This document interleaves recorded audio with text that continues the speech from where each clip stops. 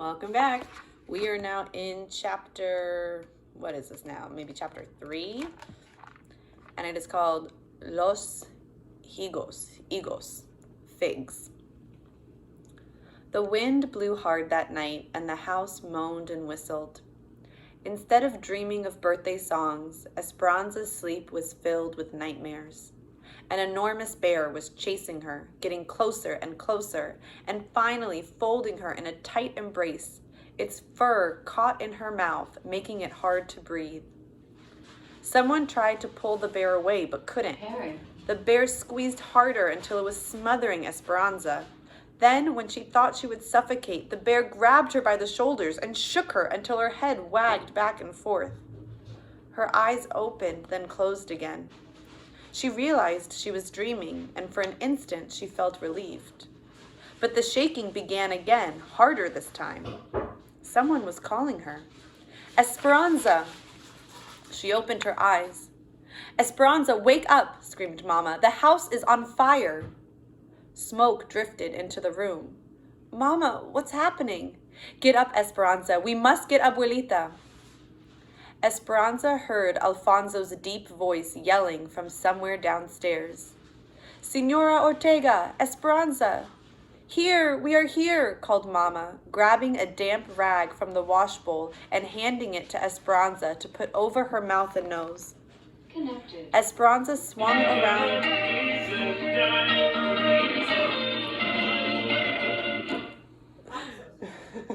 No worries. I don't know what happened. It connected to the Bluetooth. I need to turn this off. Sorry about that, friends. This is what? Just living together, being flexible.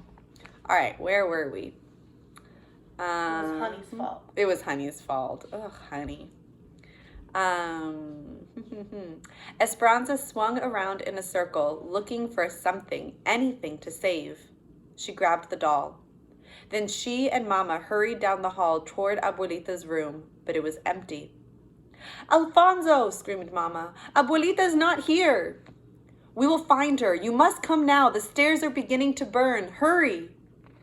Esperanza held the towel over her face and looked down the stairs. Curtains flamed up the walls. The house was enveloped in a fog that thickened toward the ceiling. Mama and Esperanza crouched down the stairs where Alfonso was waiting to lead them out through the kitchen. In the courtyard, the wooden gates were open.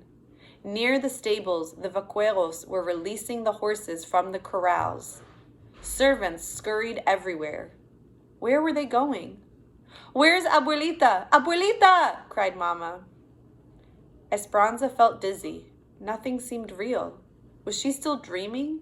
Was this her own imagination gone wild? Miguel grabbed her. Where's your mother and Abuelita? Esperanza whimpered and looked toward Mama. He left her, stopped at Mama, then ran toward the house. The wind caught the sparks from the house and carried them to the stables. Esperanza stood in the middle of it all, watching the outline of her home silhouetted in flames against the night sky. Someone wrapped a blanket around her. Was she cold? She did not know. Miguel ran out of the burning house, carrying Abuelita in his arms. He laid her down, and Hortensia screamed. The back of his shirt was on fire. Alfonso tackled him, rolling him over and over on the ground until the fire was out. Miguel stood up and slowly took off the blackened shirt. He wasn't badly burned. Mama cradled Abuelita in her arms. Mama, said Esperanza, is she? No, she is alive, but weak, and her ankle, I don't think she can walk, said Mama. Esperanza knelt down. Abuelita, where were you? Her grandmother held up the cloth bag with her crocheting, and after some minutes of coughing, whispered, We must have something to do while we wait. The fire's anger could not be contained. It spread to the grapes. The flames ran along the deliberate rows of the vines, like long curved fingers reaching for the horizon, lighting the night sky. Esperanza stood as if in a trance and watched El Rancho de las Rosas burn. Mama, Abuelita, and Esperanza slept in the servants' cabin. They really didn't sleep much. But they didn't cry either.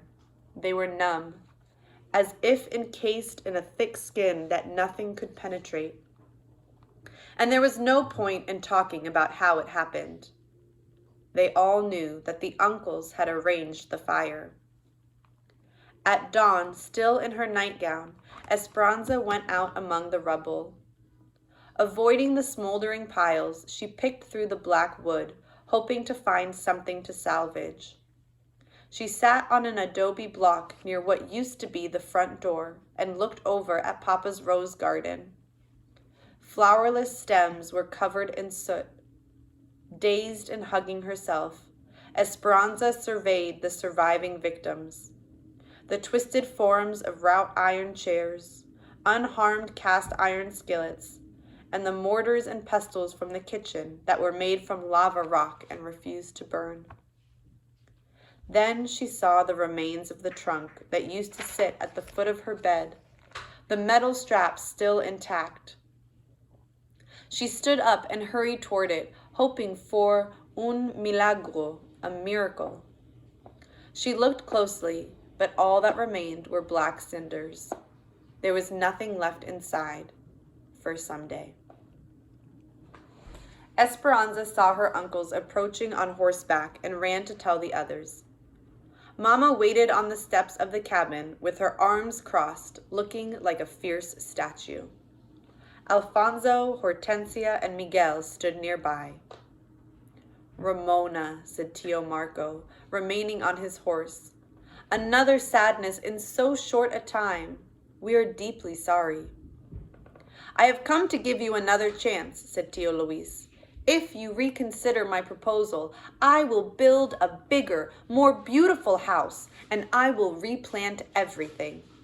Of course, if you prefer, you can live here with the servants, as long as another tragedy does not happen to their homes as well.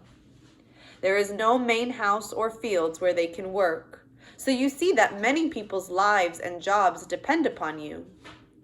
And I'm sure you want the best for Esperanza, do you not? Mama did not speak for several moments. She looked around at the servants who had gathered. Now her face did not seem so fierce, and her eyes were damp. Esperanza wondered where the servants would go when Mama told Tio Luis no. Mama looked at Esperanza with eyes that said, "Forgive me." Then she dropped her head and stared at the ground. "I will consider your proposal," said Mama. Tio Luis smiled. "I am delighted. I have no doubt that you will make the right decision. I will be back in a few days for your answer." "Mama, no," said Esperanza. She turned to Tio Luis and said, "I hate you." Tio Luis ignored her. "And Ramona, if Esperanza is to be my daughter, she must have better manners. In fact, today I will look into boarding schools where they can teach her to act like a lady." Then he turned his horse, dug his spurs into the animal, and rode away. Esperanza began to weep. She grabbed Mama's arm and said, Why did you tell him that?" But Mama was not listening to her. She was looking up as if consulting the angels. Finally, she said, "Alfonso, Hortensia, we must talk with Abuelita. Esperanza and Miguel, come inside. You are old enough to hear the discussions." "But Mama..." Mama took Esperanza by the shoulders and faced her. "Mija, my daughter, do not worry. I know what I am doing." They all crowded into Hortensia and Alfonso's tiny bedroom where Abuelita was resting, her swollen ankle propped on pillows. Esperanza sat on Abuelita's bed while Mama and the others stood. "Alfonso, what are my options?" said Mama. "If you don't intend to marry him, Signora, you cannot stay here. He would burn down the servants' quarters next. There will be no income because there are no grapes. You would have to depend on the charity of others, and they would be afraid to help you. You can move to some other part of Mexico, but in poverty. Luis's influence is far-reaching." The room was quiet. Mama looked out the window and tapped her fingers on the wooden sill. Hortensia went to Mama's side and touched her arm. You should know that we have decided to go to the United States. Alfonso's brother has been writing to us about the big farm in California where he works now. He can arrange jobs and a cabin for us too. We are sending the letter tomorrow. Mama turned and looked at Abuelita. With no word spoken, Abuelita nodded. What if Esperanza and I went with you to the United States, said Mama. Mama, we cannot leave Abuelita. Abuelita put her hand on Esperanza's. I would come later, when I am stronger. But my friends and my school, we can't just leave. And Papa, what would he think?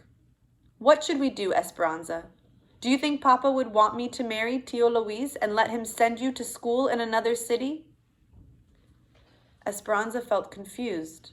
Her uncle said he would replace everything as it was. But she could not imagine Mama being married to anyone but Papa. She looked at Mama's face and saw sadness, worry, and pain. Mama would do anything for her. But if Mama married Tio Luis, she knew that everything would not really be as it was. Tio Luis would send her away, and she and Mama wouldn't even be together. No, she whispered. You are sure you want to go with us, said Hortensia. I am sure, said Mama, her voice stronger.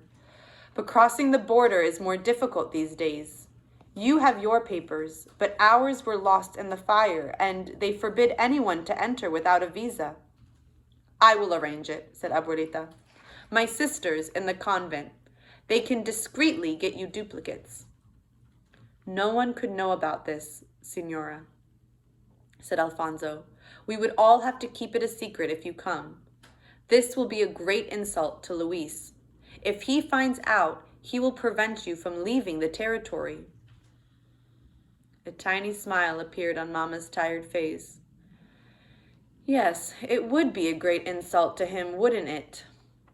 In California, there is only field work, said Miguel. I am stronger than you think, said Mama. We will help each other. Hortensia put her arm around Mama. Abuelita squeezed Esperanza's hand. Do not be afraid to start over. When I was your age, I left Spain with my mother, father, and sisters. A Mexican official had offered my father a job here in Mexico, so we came. We had to take several ships, and the journey lasted months. When we arrived, nothing was as promised. There were many hard times, but life was also exciting, and we had each other.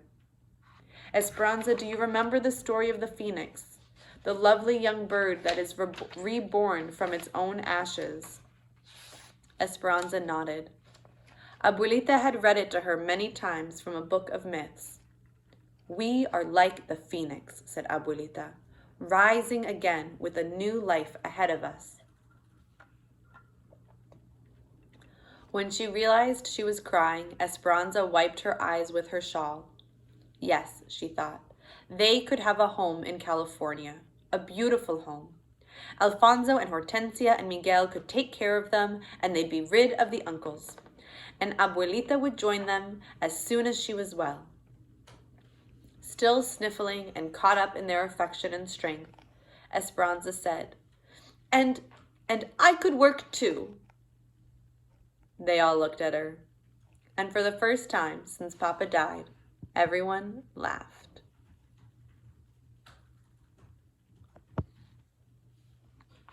The next day, Abuelita's sisters came for her in a wagon.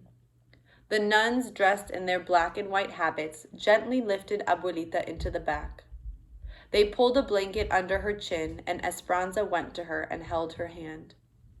She remembered the night that Alfonso and Miguel brought Papa home in the wagon. How long ago was that? She knew that it had only been a few weeks, but it seemed like many lifetimes ago. Esperanza tenderly hugged and kissed Abuelita. Mi nieta, we won't be able to communicate.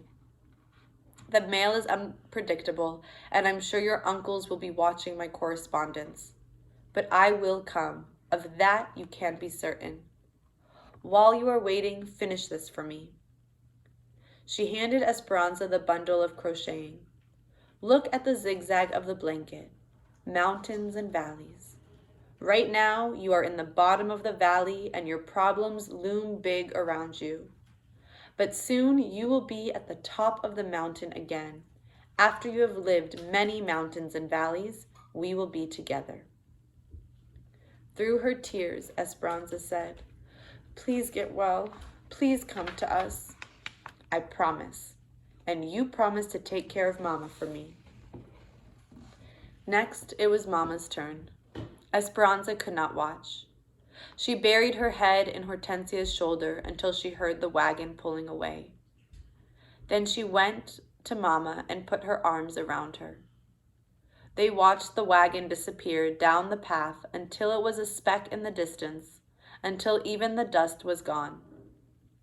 That's when Esperanza noticed the old trunk with the leather straps that the nuns had left.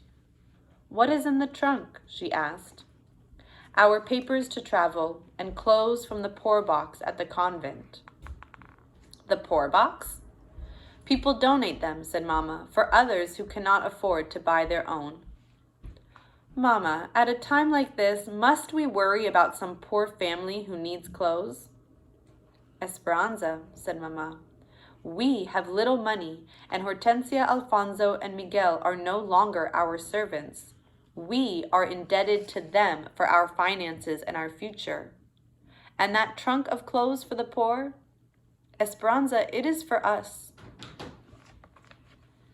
Senor Rodriguez was the only person they could trust. He came after dark for secret meetings, always carrying a basket of figs for the grieving family to disguise his real reason for visiting. Esperanza fell asleep each night on a blanket on the floor, listening to the adults' hushed voices and mysterious plans, and smelling the plentiful piles of white figs that she knew would never be eaten. At the end of the week, Esperanza was sitting on the small steps to Hortensia and Alfonso's cabin when Tio Luis rode up. He remained on his horse and sent Alfonso to bring Mama. In a few moments, Mama walked toward them, drying her hands on her apron. She held her head high and looked beautiful, even dressed in the old clothes from the poor box. "Luis, I have considered your proposal, and in the interest of the servants and Esperanza, I will marry you in due time. But you must begin replanting and rebuilding immediately, as the servants need their jobs." Esperanza was quiet and stared at the dirt, hiding the smirk on her face. Tio Luis could not contain his grin. He sat up straighter. "I knew you would come to your senses, Ramona. I will announce the engagement at once." Mama nodded, almost bowing. "One more thing," she said. "We will need a wagon to visit Abuelita. She is at the convent in La Purísima. I must see her every few weeks." "I will send one over this afternoon," said Tio Luis, smiling. "A new one. And those clothes, Ramona, they are not fitting for a woman of your stature, and Esperanza looks like a waif. I will send a dressmaker next week with new fabrics." In the nicest way possible, Esperanza looked up and said, "Thank you, Tio Luis. I am happy that you will be taking care of us." "Yes, of course," he said, not even glancing at her. Esperanza smiled at him anyway, because she knew she would never spend a night in the same house with him, and he would never be her stepfather. She almost wished she would be able to see his face when he realized that they had escaped. He wouldn't be grinning like a proud rooster then. The night before the dressmaker was scheduled to come, Mama woke Esperanza in the middle of the night, and they left with only what they could carry. Esperanza held a valise filled with clothes, a small package of tamales, and her doll from Papa. She and Mama and Hortensia were wrapped in dark shawls to blend in with the night. They could not take a chance of walking on the roads, so Miguel and Alfonso led them through the grape rows, weaving across Papa's land toward the Rodriguez ranch. There was enough moonlight so that they could see the outlines of the twisted and charred trunks, the burnt-out vines rolling in parallel lines toward the mountains. It looked as if someone had taken a giant comb, dipped it in black paint, and gently swirled it across a huge canvas. They reached the fig orchard that separated Papa's land from Senor Rodriguez's. Alfonso, Hortensia, and Miguel walked ahead, but Esperanza held back and pulled on Mama's hand to keep her there for a moment. They turned to look at what used to be El Rancho de las Rosas in the distance. Sadness and anger tangled in Esperanza's stomach as she thought of all that she was leaving. Her friends and her school, her life as it once was, Abuelita, and Papa. She felt as though she was leaving him too. As if reading her mind, Mama said, "Papa's heart will find us wherever we go." Then Mama took a determined breath and headed toward the sprawling trees. Esperanza followed, but hesitated every few steps, looking back. She hated leaving, but how could she stay? With each stride, Papa's land became smaller and smaller. She hurried after Mama, knowing that she might never come back to her home again, and her heart filled with venom for Tio Luis. When she turned around one last time, she could see nothing behind her but a trail of splattered figs she had resentfully smashed beneath her feet. That is the end of that chapter. I want you to take some time and reflect about what Abuelita said to Esperanza about how our lives are filled with mountains and then it sometimes dips down into valleys. And we have to not be afraid to start over and go through times of change. I want you to think to yourself about what is a time of change that you feel like you've had to go through. I know for me, as I was reading it just now, it made me think about this time that we're in right now, that this is a little bit of a dip into a valley where we have to change the way that we live our lives, the way that we're doing school, the way that we communicate and connect with our friends and our family. And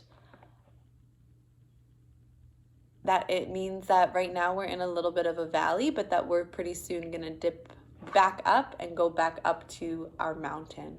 So take some time right now and either share quietly to yourself. You can send me a message on Dojo with your answer, or share with someone who is around you about what is a time that you felt has been a valley in your life, a time of change when you've had to rethink how you do things.